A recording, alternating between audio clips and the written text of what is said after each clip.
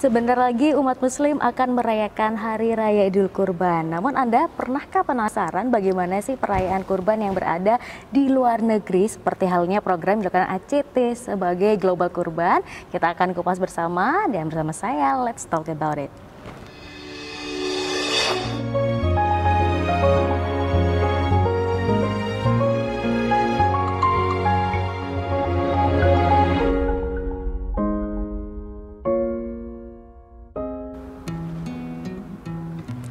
Ya pemirsa, kembali lagi bersama kami dalam program Let's Talk. Pada episode kali ini kita akan berbincang dengan Mbak Firda Firdiana selaku Marketing Communication dari ACT Malang, dan kita akan ngobrol seru nih tentang Global Kurban. Assalamualaikum Mbak. Waalaikumsalam warahmatullahi. Bagaimana kabarnya hari ini? Harus baik, alhamdulillah baik sih Mbak. Alhamdulillah, senang sekali nih. Nah, nggak kerasa nih dalam waktu sebentar lagi kita akan umat muslim gitu ya, setelah kemarin selesai dengan Ramadan, nggak kerasa nih kita mau melaksanakan Hari Raya Idul Kurban.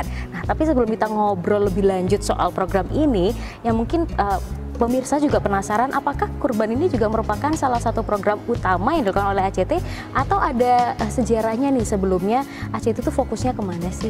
Oke, terima kasih Mbak Nisa pertanyaannya. Nah, sebagai landasan kan memang ACT itu fokusnya ke kebencanaan dulu ya Mbak ya. Tapi juga kita nggak boleh melupakan bahwa kurban menjadi salah satu yang wajib dilaksanakan oleh muslim, umat muslim pada khususnya. Nah, jadi Global Kurban itu berdirinya bareng tuh Mbak sama ACT dulunya tahun 2005. Tapi alhamdulillah kita sudah fokus untuk membuat Global Kurban ini menjadi khusus gitu ya. Itu mulai tahun 2011. Jadi kira-kira udah 11 tahun. Sudah 11 tahun sama sekarang kiprah Global Kurban baik di Indonesia maupun di luar negeri kayak gitu Mbak Nisa. Oke, baik. Tapi yang mengurusi semua adalah dari tim ACT juga gitu ya, karena Betul. part of the program. Betul, betul sekali. Baik. Nah, ngomongin soal Global Kurban sendiri, ini apa sih bedanya dengan kurban biasa? Kalau kita tahu biasanya ya udah kurban di masjid, dibelahnya di situ juga. Nah, kalau Global Kurban ini apa? Mungkin orang jadinya bingung gitu. Apa nih kira-kira? Oke, bedanya adalah Global Kurban ini bisa menjangkau lebih luas manfaatnya gitu Mbak Nisa. Insya Allah tahun ini pun kita mengulang lagi sejarah dari tahun-tahun kemarin. Untuk distribusinya kita targetnya adalah sampai ke 60 negara. Juga kalau di Indonesia 34 provinsi menjadi tujuan utama juga kayak gitu Mbak Nisa. Jadi bedanya memang kalau misalnya di lokasi-lokasi kita kan kurbannya di masjid atau kurbannya di mana gitu, disembelihnya pun di situ. Tapi bedanya kalau Global Kurban kita bisa langsung ke luar negeri kurbannya, disembelihnya pun juga langsung di sana dan bisa diberikan kepada saudara-saudara yang mungkin pada saat ini di luar negeri tuh nggak pernah ngerasain kurban kayak gitu Mbak Nisa. Wah, luar biasa nih. 60 negara ini negara di benua apa aja nih? Merata ke seluruh dunia? Ya. Seperti itu? Insya Allah merata Mbak, tapi dikhususkan memang kepada negara-negara yang minoritas muslimnya. Nah, insya Allah tahun ini pun kita pengen fokusnya itu lebih ke benua Afrika dan juga negara seperti saudara kita Palestina, Yaman, Suriah itu nggak boleh dilupain, itu sih. Oke, nah yang bikin saya penasaran, apakah hewan kurbannya ini diberangkatin gitu ya, naik pesawat atau gimana nih sampai bisa ke sana dan dikurbankan? Oke, ini pertanyaannya emang seru ya Mbak, maksudnya tiap tahun tuh kayak berulang gitu, kayak orang mungkin abang bakal diberangkatin dari sini. Insya Allah enggak Mbak, karena perjalanan pesawat mending buat saya aja daripada buat hewannya gitu kan. Jadi sapi naik pesawat gitu. Nah, insya Allah kita juga kerjasama terus sama peternak di masing-masing negara tersebut. Jadi selain kita bisa membahagiakan saudara-saudara kita di sana, kita juga bisa membahagiakan para peternak lokal yang ada di negara tersebut gitu. Wah, Masya Allah. Nah berarti apakah pembiayaannya juga dari tim ACT yang berada di Indonesia ataukah ada tim-tim khusus nih memang yang disebar di sana juga? Oke, jadi selalu berkolaborasi, bersinergi bareng gitu Mbak. Jadi walaupun memang intinya kebanyakan nih cabang ACT kan di Indonesia, tapi kita juga punya representatif cabang yang ada di luar negeri. Dan bahkan juga seperti yang beberapa waktu lalu kita kan pernah ngomongin tentang MRI itu Mbak, Masyarakat Relawan Indonesia. Tapi kita juga punya relawan-relawan di luar negeri sana yang siap terus membersamai gerakan ACT dan juga Global Kurban kayak gitu. Oke, wah ini kalau pemirsa ada yang barusan dengar mau bergabung untuk jadi relawan juga nih, gimana nih caranya? Asik, boleh banget dong. Pokoknya tinggal langsung aja aja hubungi ACT Malang ataupun MRI Malang dan teman-teman bisa join jadi relawannya gitu aja sih, simple. Oke, baik. Nah, sekarang balik ngomongin soal kurban lagi. Saya sempat stalking gitu ya, bahwa ada yang namanya lumbung ternak wakaf ACT. Nah, ini apakah juga merupakan part of programnya dari Global Kurban sendiri atau bagaimana nih? Betul Mbak Nisa, jadi dengan adanya lumbung ternak wakaf itu mempermudah ya, dan membuat masyarakat itu lebih percaya bahwa Global Kurban kita dengan adanya hewan-hewan di lumbung ternak wakaf itu semakin mempermudah nantinya ketika kurban gitu Mbak Nisa. Jadi memang part of kurban, part of wakaf juga. Jadi insya Allah nanti ketika kurban dilaksanakan itu lebih mempermudah prosesnya dan bisa secara mudah untuk disosialisasikan atau dibagikan ke masyarakat di titik-titik yang menjadi tujuan implementasi gitu. Oke, ini sudah berada di berapa titik dan mulai kapan ada lumbung ternak wakaf ini? Siap, insya Allah membersamai juga sih Mbak. Dari awal kita juga sudah menjadikan lumbung ternak wakaf ini menjadi salah satu program yang harus dicanangkan. Bahkan ikhtiarnya tuh pengen setiap cabang tuh punya gitu. Wah, di kantornya sebelahnya ada ternaknya. Waduh, gitu. itu pusing. Susah itu kayak gitu. Seenggaknya di tempatnya khusus peternak ya, kita pasti kolaborasi dengan peternak lokal pada khususnya. Jadi kalau misalnya di Jawa Timur sendiri, insya Allah totalnya sekarang lumbung ternak wakaf ada 13 di seluruh provinsi, juga di bagian beberapa titik, dan alhamdulillah kalau di Jawa Timur sendiri paling dekat kita ada di dekatnya Madiun Mbak di sana. Jadi ada tim Madiun yang selalu secara rutin untuk melihat perkembangan di lumbung ternak wakaf kita sendiri gitu. Oke, kalau di luar negeri apakah penyebutannya juga sama nih, lumbung ternak wakaf? Tadi kan sempat juga dibahas ya bahwa di sana ada peternaknya sendiri. Siap. Kalau di luar negeri kita masih kerjasamanya sama peternak lokal sih Mbak, jadi belum sampai di lumbung ternak wakaf kayak gitu, karena fokusnya sekarang masih untuk mengembangkan yang di titik-titik Indonesia kayak gitu sih. Oke, wah ini semakin menarik ya kita ngobrolin soal bagaimana global kurban yang ada di ACT. Nah, namun saat ini ada isu PMK. Wah, seperti apa nih isu ini mempengaruhi masyarakat untuk melaksanakan ibadah kurban? Nanti di segmen berikutnya. Jangan kemana-mana, tetap di program Fast Talk.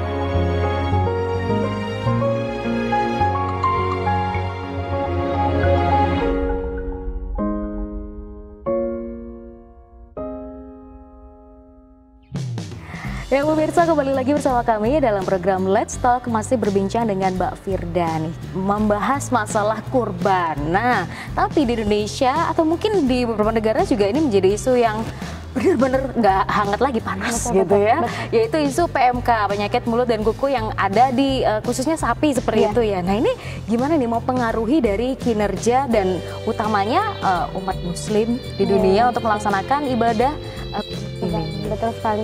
Ini juga menjadi concern khusus ya Mbak bagi kami juga sebagai tim Global Kurban, bahwa PMK ini memang benar-benar nyata adanya gitu ya Mbak. Sampai kemarin saya dengar berita tuh ada salah satu masjid yang di Malang memutuskan untuk tidak melakukan kurban di masjid tersebut gitu. Jadi makanya kita pun sebagai tim Global Kurban jadikan ini suatu harus yang ditangani. Maksudnya kita berikan solusi terbaik dengan cara kita pun juga bekerja sama dengan dokter-dokter hewan pada kondisinya untuk selalu meninjau bahwa kesehatan calon sapi ataupun kambing calon sapi atau kambing yang dikurbankan nanti dalam kondisi yang sehat walafiat dan juga sah untuk dikurbankan kayak gitu. Dan juga kita pun selalu bekerja sama terus dengan peternak-peternak lokal, di mana lokasi mereka itu memang jauh dari wabah PMK ini gitu Mbak Nisa.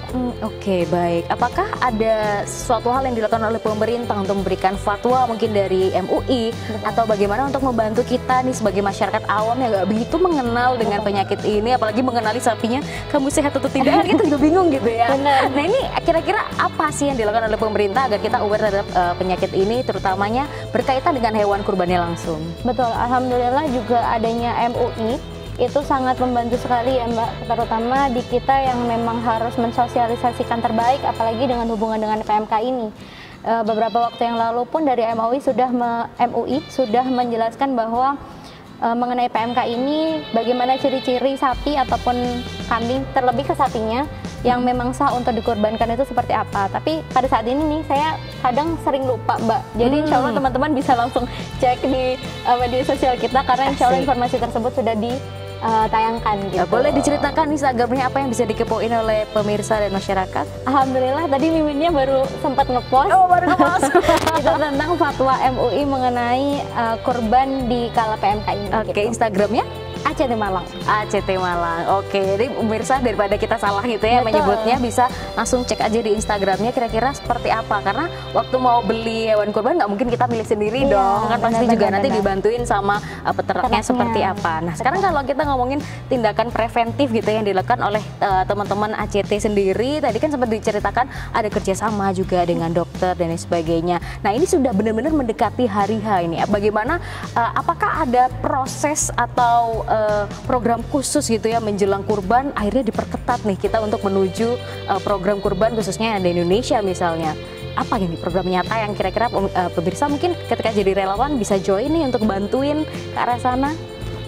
Kalau program preventif mengenai kurban ini ya Mbak, otomatis yang pertama sebelumnya itu kita sudah menggait beberapa peternak lokal yang memang fix nanti kita ambil hewan kurban yang sehat dari mereka gitu. Sedangkan kalau untuk relawan-relawan sendiri otomatis dari sekarang pun bisa turut menyampaikan informasi bahwa kurban di Global Kurban ACT pada khususnya pada Malang itu aman dan bisa dilakukan untuk umat muslim di seluruh dunia gitu.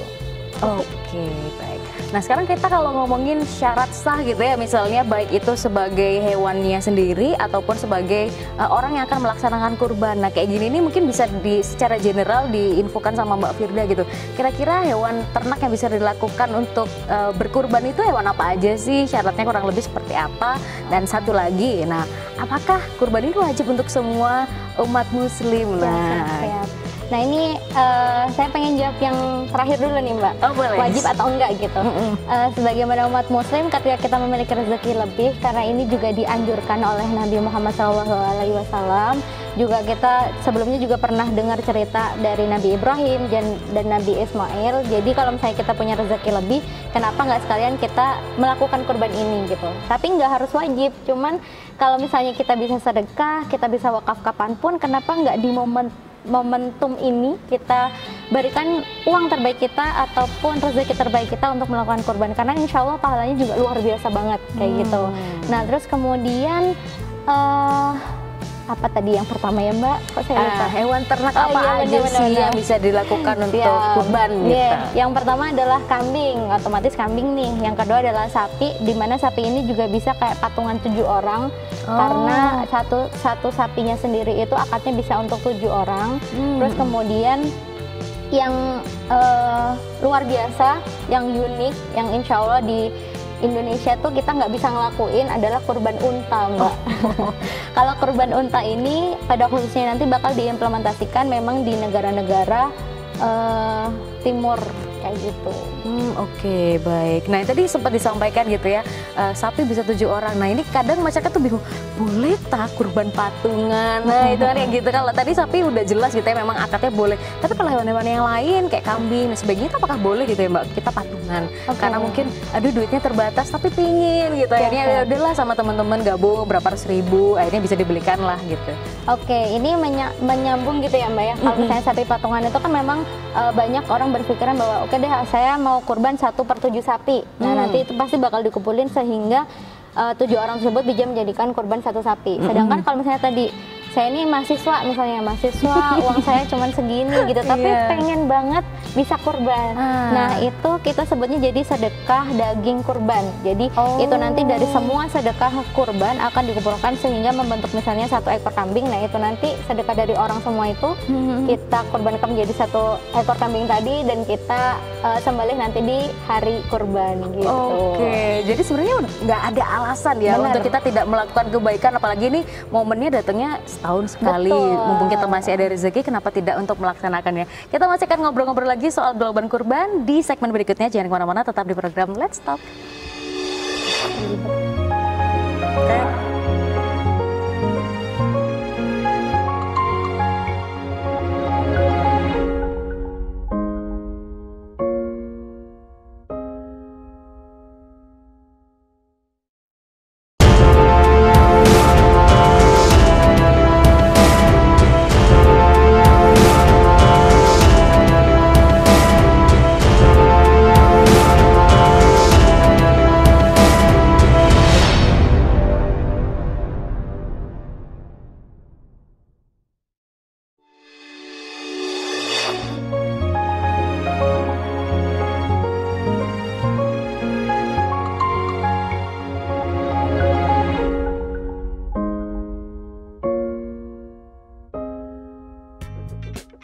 Ya pemirsa, kembali lagi bersama kami dalam program Let's Talk, masih berbincang dengan Mbak Firdani untuk ngomongin soal global kurban.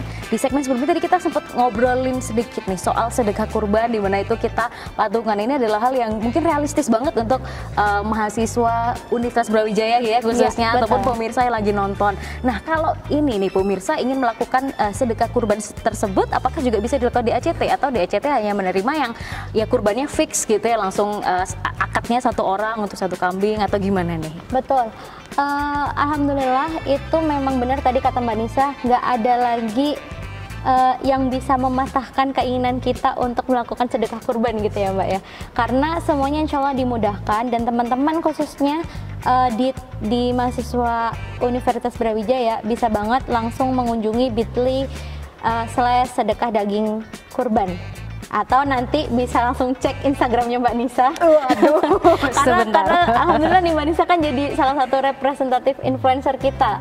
Sedangkan di sana sudah ada informasi mengenai gimana sih caranya untuk sedekah kurban gitu. Oke, berarti jawabannya bisa banget nih ya ACT untuk menerima yang patungan tadi atau sedekah kurban, ataupun yang memang secara akad diniatkan untuk diri sendiri itu pun bisa gitu bisa ya. Banget. Oke, nggak ada masalah. Oke, berarti udah nggak ada alasan lagi nih buat teman-teman atau pemirsa untuk bilang, aduh nggak punya uang, tenang, semua ada jalan untuk dipermudah. Nah, kemudian muncul lagi nih isu yang menarik di era digital ini, di mana kalau zaman dulu orang kalau mau kurban ya udah datang ke masjid, baca niatnya di sana, tanda tangan, membayar dan sebagainya. Nah sekarang apakah kalau kurban secara online gitu ya, kayak tadi ngisi Bitly dan sebagainya, itu boleh dan sah hukumnya atau gimana nih Mbak? Insya Allah sah Mbak. Langsung sah aja ya Allah.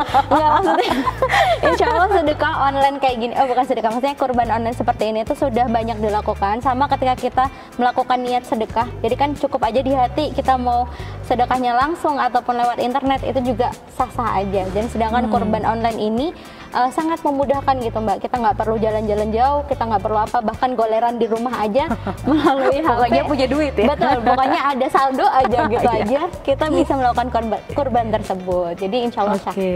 Oke, sip ya. Berarti yang suka males-malesan gitu ya, mager di rumah, udah gampang langsung aja bisa kurban secara online. Oke, nah terus yang menarik lagi, apa ada bedanya nih ya? Kadang orang tuh bingung antara kurban sama akikah karena sama-sama berkaitan dengan hewan. Nah itu juga kadang pemirsa atau masyarakat masih kebalik-balik nih. Mungkin bisa dijelaskan oleh Mbak Firda secara umum tuh apa sih sebenarnya bedanya gitu? Bedanya kalau misalnya kurban ini adalah anjuran yang bisa umat muslim melakukan setiap 1 tahun sekali. Sedangkan kalau akikah sendiri itu hanya 1 kali seumur hidup. Itu kayak kebutuhan wajib ya yang harus kita tunaikan atau kita kasarnya dulu kita punya utang nih, utang lahir gitu. Jadi kalau misalnya akikah ini kita bayar utang lahir itu dulu gitu. Dan kalau misalnya perempuan itu 1 ekor kambing, sedangkan kalau laki-laki itu 2 ekor kambing. Cukup dilakukan 1 kali seumur hidup gitu aja. Kalau misalnya kurban sendiri, kita bisa melakukannya setiap tahun sekali, kalaupun insya Allah berikan rezeki lebih kayak gitu, dan bisa dinikmatinya pun meluas kayak tadi di Global Kurban, tujuannya 60 negara gitu Mbak. Terus kalau ada mindset ngirit gitu ya Mbak ya, saya mau akikah berbarengan dengan waktunya Idul Kurban gitu, kira-kira itu bisa nggak sih sebenarnya? Ini memang berhubungan sama syariat gitu ya Mbak ya, tapi memang ada kalanya difokuskan untuk 1 aja dulu gitu. Niatnya 1. Betul, apalagi kalau misalnya itu berhubungan sama akikoh dan juga kurban, sedangkan kita kayak pengen banget dua-duanya, lebih baiknya sih akikoh dulu aja, karena kan itu kayak hutang kita yang dulu belum lunasi, kita lunasi dulu aja gitu. Wah ini menarik ya. Ini tapi aku dengar-dengar katanya akikoh itu tanggungan orang tua gitu. Betul. Ya. Tapi sebenarnya kalau misalnya kita punya rezeki sendiri, bayar sendiri, berarti nggak ada masalah ya? Harus ngobrol dulu sama orang tua. Orang tua ya. Saya juga kurang paham nih Bapak Ibu. Oke, baik. Nah untuk kurban sendiri, tadi kan kita sempat bahas bisa kurban secara online. Cuma kadang ada trust issue gitu ya, yang masyarakat akhirnya ini bisa dipercaya nggak ya kalau aku naruh duit di sini dan sebagainya. Nah kalau dari ACT sendiri ada tips nggak sih untuk bisa mempercayai lembaga yang punya kredibilitas baik untuk kita bisa menitipkan uang kita? Alhamdulillah ini selaras dengan salah satu yang dicanangkan di Global Kurban gitu ya Mbak, karena setiap orang-orang yang melakukan kurban, cara untuk mengetahui bahwa dipercaya atau enggaknya itu dari laporannya gitu. Kalau kita bisa memberikan laporan kurban secara real, transparan juga, bahwa misalnya Mbak Nisa ini nitipin kurban nih ke Global Kurban, kemudian saya tuh di kurbannya nanti itu disembelih di mana sih, terus habis itu udah kan biasanya kalau kurban itu kan harus nggak boleh potong kuku sebelum kurbannya disembelih gitu kan Mbak. Nah itu di ACT pun nanti akan diberikan informasi melalui SMS ataupun pokoknya informasi ke HP kita, ke nomor yang kita cantumkan bahwa hewan Anda telah disembelih gitu. Hewan Anda telah disembelih. Jadi itu salah satu yang membuat kita untuk menjalin kepercayaan kepada pihak yang kita titipkan rezeki kita untuk berkurban gitu. Nah kalau untuk berkurban di ACT ini sudah dibuka mulai kapan dan berakhir sampai kapan nih? Misal pemirsa langsung tergerak, aku mau kurban di ACT. Alhamdulillah kalau kurban ini sebenarnya kita buka juga setelah kurban dilaksanakan. Gimana ya ngomongnya? Kalau misalnya hari hanya kurban sekarang, 10 hari kemudian itu kita udah membuka lagi Mbak, siapa yang pengen kurban gitu. Jadi itu nanti ada program namanya program progresif, yang setiap bulannya itu ada harga-harga khusus di mana mereka bisa menunaikan kurban. Dan tidak menutup kemungkinan bahwa sekarang pun kita juga sudah membuka kesempatan saudara-saudara muslim kita untuk melakukan kurban melalui Global Kurban kayak gitu. Baik. Pertanyaan terakhir nih untuk pemirsa yang mungkin masih ragu-ragu untuk membelanjakan hartanya, utamanya di Idul Adha ini, silahkan. Yang terakhir sih closing aja ya Mbak Nisa, mungkin ya bagi teman-teman yang insya Allah sudah memiliki ikhtiar atau niat untuk melakukan kurban tahun ini, bisa melakukan kurban terbaiknya dengan Global Kurban melalui nanti linknya pasti bisa dicantumin ya Mbak Nisa. globalkurban.com/Malang. Insya Allah nanti di sana juga sudah ada pilihan-pilihan hewan kurban yang pengen ditunaikan di tahun ini. Dan insya Allah pun juga bisa disebarkan ke 60 negara seperti yang tadi sudah kita bincangkan dengan Mbak Nisa gitu. Luar biasa, semoga dipermudah Mbak untuk program ini dan benar-benar sedekahnya masyarakat ini bisa sampai ke 60 negara tadi. Baik ya, terima kasih pemirsa, terasa 30 menit sudah kita berbincang mengenai Global Kurban. Semoga ini juga menggerakkan hati para pemirsa dan sahabat UBTV untuk membelanjakan hartanya di jalan Allah tentunya. Dan kita masih akan ngobrol-ngobrol lagi di episode berikutnya. Terima kasih atas kebersamaan Anda dan sampai jumpa.